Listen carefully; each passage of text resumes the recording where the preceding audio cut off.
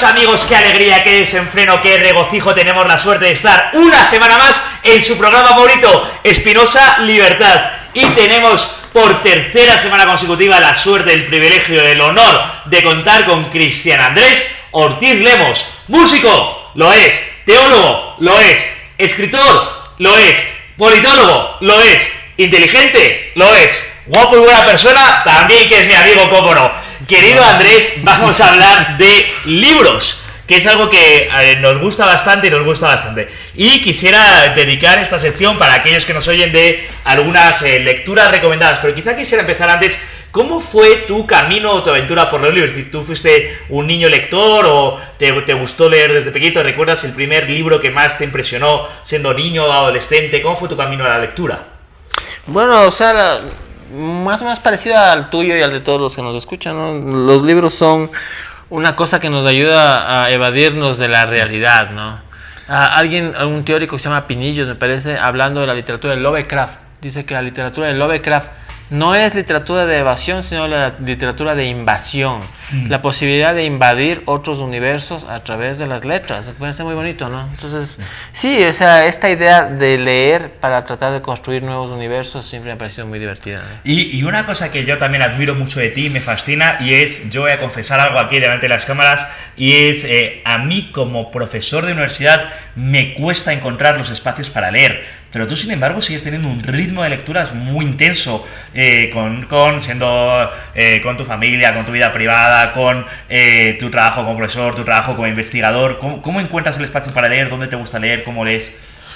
Bueno, o sea, la verdad te voy a decir una cosa que no es muy elegante, pero es muy bueno para quedarse dormido, ¿no?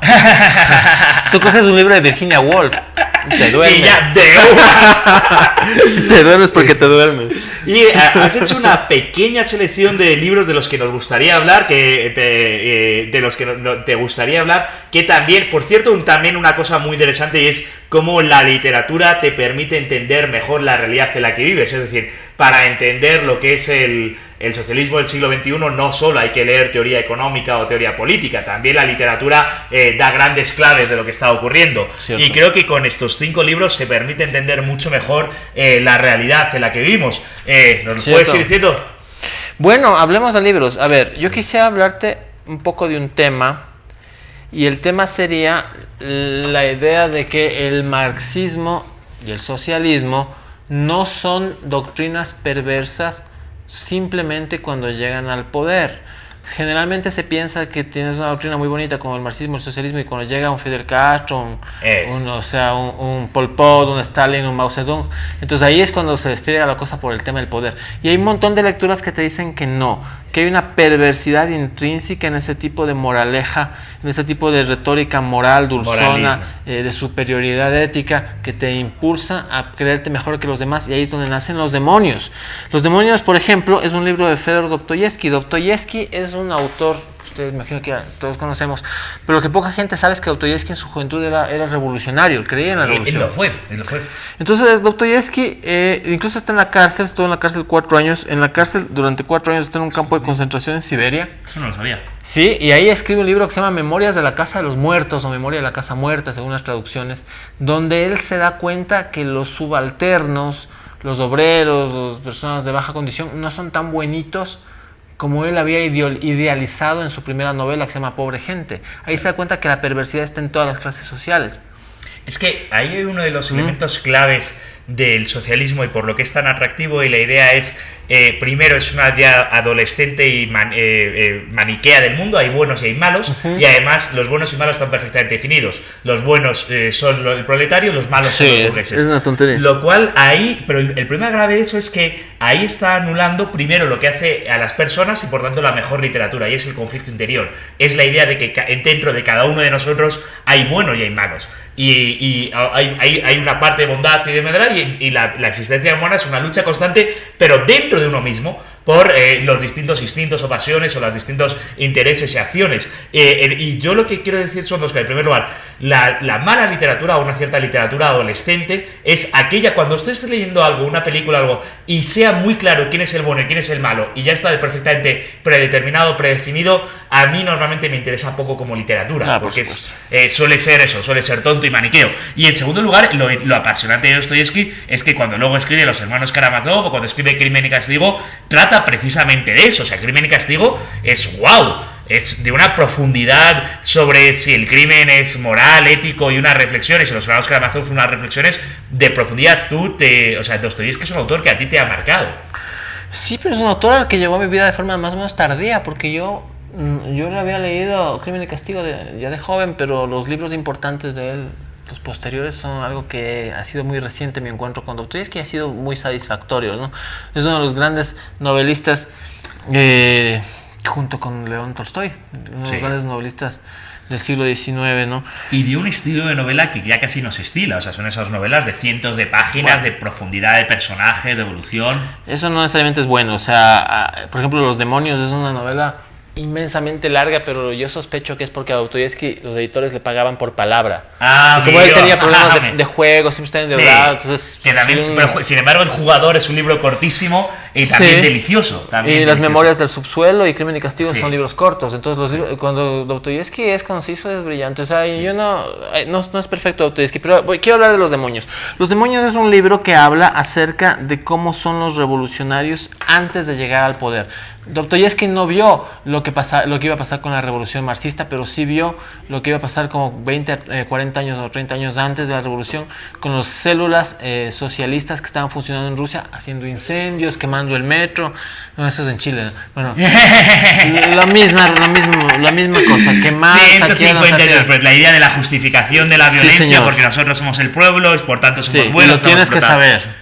Nosotros somos el pueblo, lo tienes que saber. Entonces hacen ese tipo de cosas, y entonces Dostoyevsky tiene una cosa brillante, que es el monólogo de los 100 millones, donde uno de estos revolucionarios dice: si es necesario matar a 100 millones de personas para traer el paraíso social a la tierra, entonces eso es lo que vamos a hacer, haciendo una profecía de lo que va a ser el marxismo, ¿no? Y lo que es fascinante es, como tú bien dices, es que la inmoralidad del socialismo no la plantea Dostoyevsky cuando se ocurrió la Revolución Rusa y ocurrieron los muertos. La inmoralidad del plantea es que en la propia cédula que él conocía tan bien, proto-revolucionaria, porque estaban todavía en esos inicios, en finales del 19, en esa cédula, y evidentemente, y eso no se lo ponemos negar, luchando contra un régimen zarista en el que ya no había la servidumbre del proletariado, pero que era profundamente injusto, eso no lo podemos negar, pero luchando contra un régimen profundamente injusto, ellos no tenían la moralidad de su lado por el mero hecho de luchar contra un régimen injusto, porque ellos mismos ya eran y profundamente inmorales, como Dostoyevsky se dio cuenta y que decía. Sí, señor.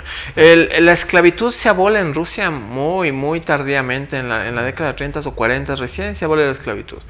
Entonces se genera una serie de reformas liberales, y estas reformas liberales, en lugar de profundizarse, León Tolstoy tiene una carta al zar. León Tolstoy sí vivió, él llegó hasta el siglo XX y sí vivió los días iniciales de la Revolución Rusa, todavía no la guerra entre bolcheviques y mencheviques, pero sí la primera parte de la revolución, cuando hay estas grandes protestas dirigidas por un sacerdote ortodoxo. Él dice: lo que se viene es terrible, zar, usted tiene que hacer reformas urgentes, democratizantes, hacer algo con respecto a la repartición de la tierra entre los antiguos siervos, porque se le viene una cosa peor. Tolstoy también sabía que el marxismo era una cosa tremenda. Y curiosamente también hay que distinguir algo que parece ignorar mucha gente, es que esas reformas se produjeron. Una cosa es la Revolución de Febrero y otra cosa es la Revolución de Octubre. Y la Revolución de Octubre se da a Kerensky, que es un régimen demócrata, socialdemócrata, es decir, más bien de izquierdas, de una izquierda moderada. La Revolución de Octubre no se hace contra el zar, que aquí hay muchos que cuentan la historia como si no hubiese ocurrido la Revolución de Febrero, y ocurrió. Amigos, claro que ocurrió. Solo llevamos un libro y van a ser 5.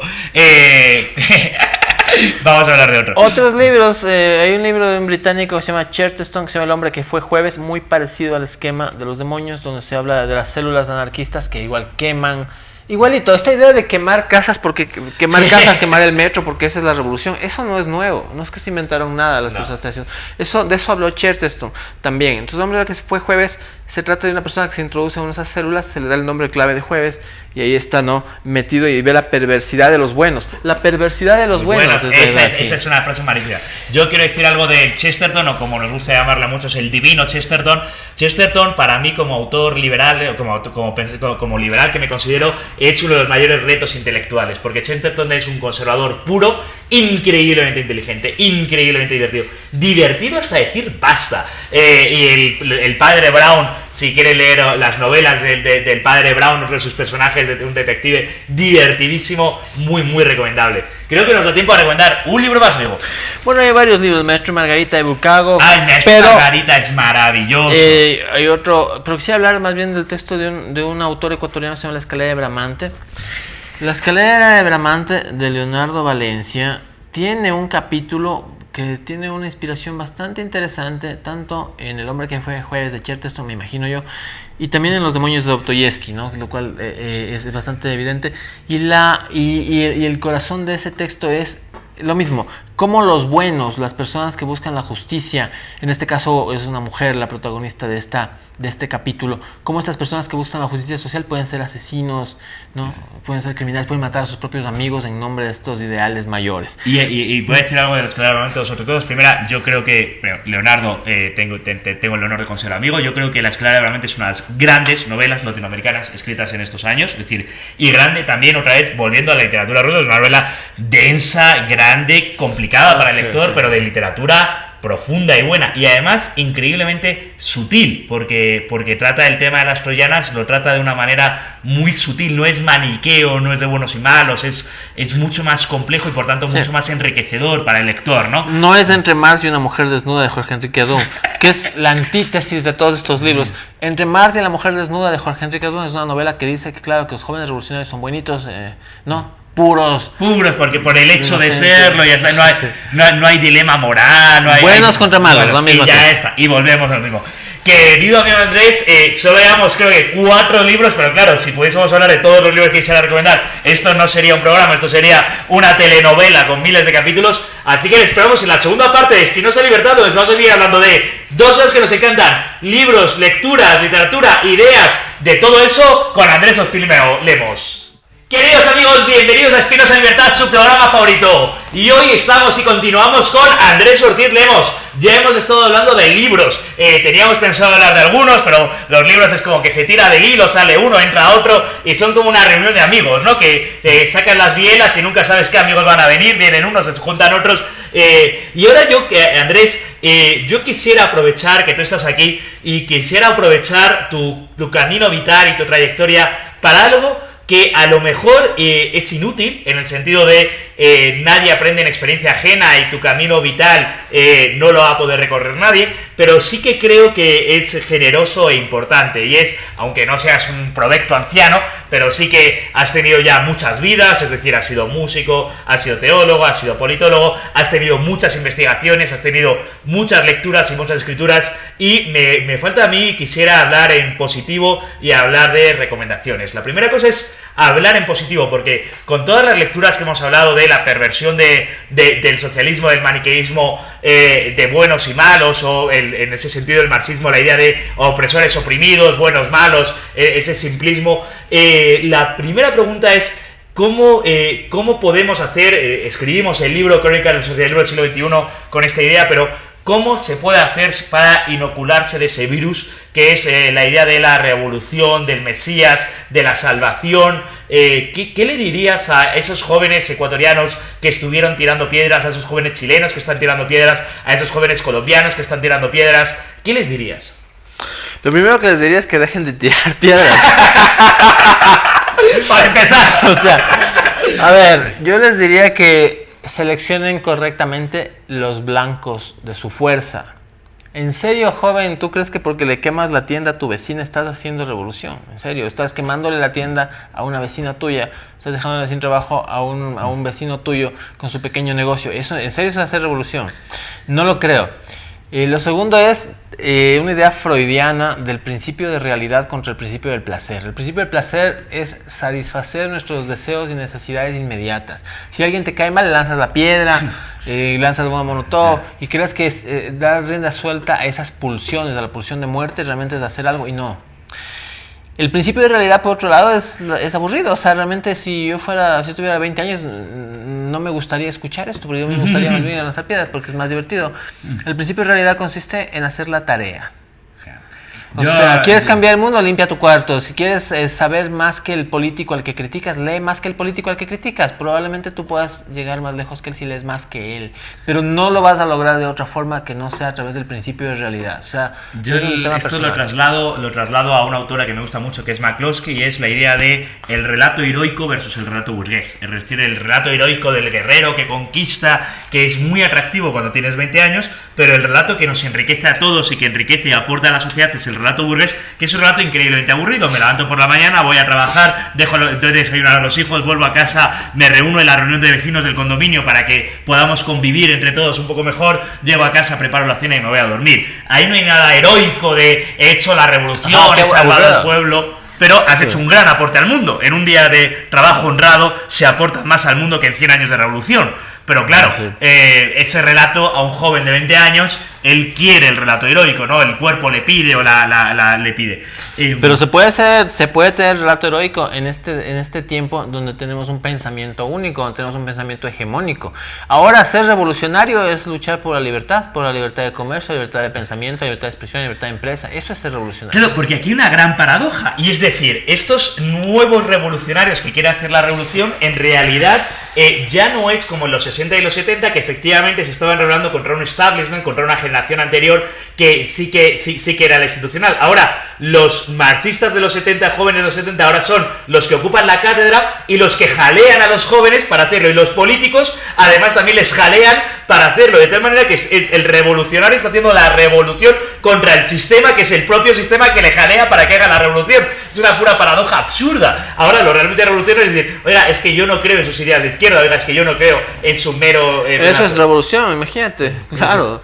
Ahí está la adrenalina en este tiempo, ¿no? Declarar que probablemente los relatos, estas moralinas, estos relatos de ciencia ficción de la izquierda, probablemente decir que el rey está desnudo sea ser el verdadero revolucionario. Y revolucionario en este sentido en el mundo de las ideas, no hace falta tirar piedras, no es. Y otra de las ideas, cuando tú has dicho lee más, tú has tenido a lo largo de tu vida un plan de lectura, un programa de lectura, o los libros van cayendo a tu mano. ¿Cómo compaginas lectura de teoría con lectura de novela o de literatura? La verdad es que yo cogí una fobia a leer cuando estuve haciendo mi postdoctorado en Estados Unidos, le cogí fobia a la lectura. Tenía que leer tantos libros cada día que me saturé y ya no quería saber nada de leer. O sea, realmente odié leer un rato y está bien. A veces uno debe dejar que el placer sea el que guíe las lecturas. Entonces no tiene nada de malo leer lo que te gusta, aunque sean libros que a tus amigos no les gusta que leas o que no sean suficientemente intelectuales. Lo importante es leer algo que te guste. Por otro lado, sí me ha pasado estos últimos 2 años que he tenido que hacer lista de libros que no puede ser que no haya leído. Claro. Por ejemplo, la obra completa de Tolstoy y la obra completa de Dostoyevsky no había leído, entonces no puede ser que no haya leído. Entonces tuve que forzarme a mí mismo a leer estos libros. Tuve que leer el Ulises de Joyce, que es un libro espantoso. ¿De verdad que lo has conseguido? No, claro, yo reconozco públicamente, y no me avergüenzo para nada, he sido incapaz de leerlo y no tengo ninguna intención. Me parece que es un coñazo. Sí. Soporífero. Bueno, digamos que el Absalón de Faulkner es un poco menos coñazo. A mí Absalón de Faulkner me gustó. Sí, puede ser que te haya gustado a ti, pero no deja de ser un coñazo. Sí, es un poco mejor, ¿no? No mejor. Pero bueno, sí leo por obligación también, porque no quiero ignorar. Eso que dices, yo también lo quiero compartir porque también es una experiencia personal de la que se habla poco.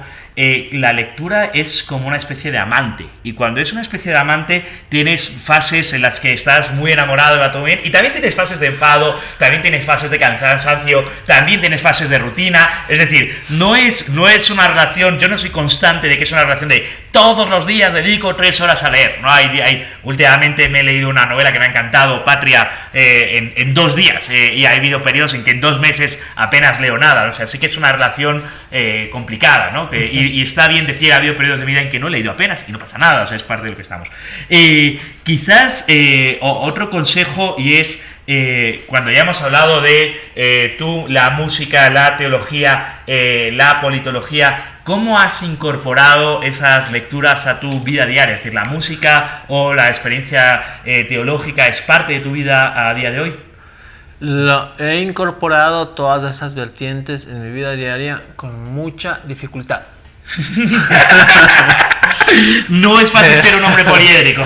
O sea, sí, es que tengo muchos problemas. Tengo una lavadora en la casa que le falta, creo que le falta un fusible, pero no le he cambiado el fusible, creo que en 2 años, una cosa así. Entonces, sí es verdad que es importante a veces poner los pies en la tierra. No es fácil ser un intelectual, y mucho peor, y vamos a decirlo, no es fácil convivir con un intelectual como tú. Me imagino, no es fácil. Me recuerda mucho esa escena a la de Qué bello es vivir, cuando está el mango de la escalera que siempre se le está rompiendo, ¿no? Y al final es qué bonito que esté roto el mango, ¿no? El mundo no es perfecto, tiene un mango roto. Bueno, vamos a seguir viviendo, vamos a seguir con ello. Sí que hay belleza en eso. Y una pregunta también, tú vives en el campo, vives aislado, o sea, tú disfrutas... Vivo en el campo, pero no vivo aislado, vivo en el campo. Sí, pero para un citadino como yo, vives casi. Vivo en el bosque. Vi una película alguna vez de Andrei Tarkovsky que se llama El espejo de Tarkovsky. Y los eventos ocurren en una cabaña, en un bosque, esos rusos gigantescos, ¿no? Sí. Yo dije, pero si así hay que vivir, es natural, es la única forma habitable. Entonces me compré un bosque y me fui a vivir allá. Es lo que hice. Claro. Con un pareces completamente el tópico del intelectual en el bosque, rodeado de libros, rodeado con tu perro paseando. Es que parece que eres... ¿Cómo es? O sea, ¿qué tan enriquecedor para ti es el contacto con la naturaleza? ¿Cómo lo vives o qué te aporta? Porque Total, yo no sé cómo... Yo cada vez que llego aquí te digo cómo la gente hace para vivir en esta caja. O sea, es imposible, el tráfico... Y tú apenas tienes 3 millones de habitantes. Si llegas a vivir en Shanghái o en... ahí ya. No, imagínate, no, me muero. Pero el bosque está el pajarito, el conejo... No, pero te llena ese contacto con la naturaleza. Claro, pero es que... O sea, para mí es inexplicable. Yo soy citadino, me encanta. Es habitable, se necesita estar abajo de los árboles, caminar. Yo salgo a correr en las noches con los perros en el bosque. Nosotros somos el lobo ahí. Es curioso porque ahí tienes esa relación de la lectura, la civilización, la cibes, que es el cultivo, frente al campo, a lo salvaje, y tú en eso lo incorporas en una armonía en la que la civilización, que son las lecturas, las llevas al campo, ¿no? O sea, ahí sí que veo una incorporación de armonía muy bien. Sí, yo creo en la razón. Yo creo en la razón. Yo no creo en la santificación de la naturaleza. Yo creo que el Espíritu de Dios se manifiesta en la razón humana, en la ciencia, en la tecnología, en el conocimiento, sí. Y la naturaleza está ahí y me es vital, es una parte de mí muy importante, pero yo no creo, yo no romantizo a esa parte. Yo estoy consciente de que la razón, la ciencia y la tecnología han mejorado las condiciones de vida de las personas y que nosotros podemos mejorar incluso a la naturaleza. De hecho, en Europa hay más bosques ahora de los que había hace 100 años, gracias a la tecnología.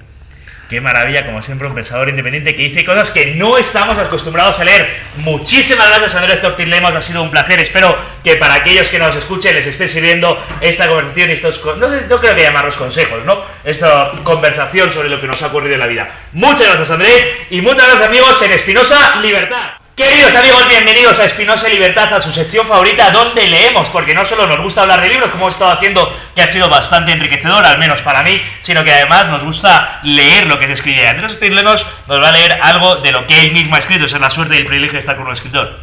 Bueno, voy a leerles un segmento del último artículo de opinión que escribí sobre un piloto cubano que desertó a Estados Unidos y después regresó en avioneta Cessna a rescatar a su familia y se aterrizó en una autopista. Fue una historia fascinante, ¿eh? Una madrugada, Lorenzo Orestes decidió obedecer la última orden de Raúl Castro, que le dijo Raúl Castro: si quieres a tu familia, ven por ellos, le dijo. Entonces él obedeció esa orden. Despegó de las costas de Florida y atravesó el mar volando a 2 metros de altura para evitar que los radares puedan detectarlo. Los pescadores que lo vieron pasar no daban crédito a sus ojos. ¿Quién era aquel demente que volaba debajo de las gaviotas? ¿Qué podía mover a una persona para emprender una locura de ese tipo? El piloto llegó a las costas de Cuba y con la precisión de un ajedrecista aterrizó en medio de la carretera ante la mirada atónita de varios conductores, junto a los cuales se posó compartiendo el carril de flujo. Orestes estuvo a punto de perder pista al pasar rozando un enorme autobús mientras descendía. Al final se posó sobre el suelo como una mosca en un vaso de leche. Su esposa y sus hijos lo esperaban, sabían que iba a llegar, lo conocían, entendían que era terco y una vez que se le metía algo en la cabeza no había manera de hacerlo desistir. Ni siquiera un sistema de misiles rusos apuntándole a la cabeza. No había tiempo para abrazos, subieron a la nave, el despegue fue difícil, la autopista tenía una enorme piedra atravesando en medio de la ruta. Los corazones parecían detenerse a ratos y a ratos se aceleraban como tambores en un concierto de rock. Había llegado la etapa más difícil, muchas personas lo vieron despegar. Bastaba una llamada para que alguno de sus antiguos compañeros vuele a ellos en un Sukhoi y los reduzca a cenizas. También estaban los cohetes antiaéreos soviéticos, eficientes y letales. Solo se necesitaba un error y todo terminaría. Pero las cosas salieron bien. Tras un par de horas de vuelo, a ras del mar, Lorenzo Orestes y su familia llegaron a salvo a los Estados Unidos.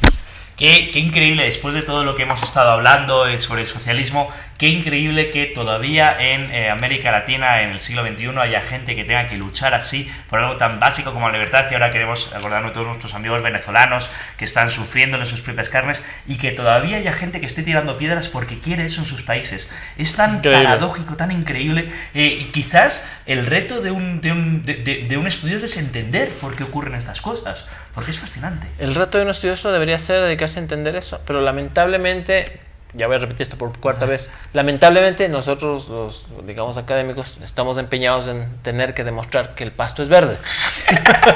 Queridos amigos, el pasto es verde y el socialismo no funciona.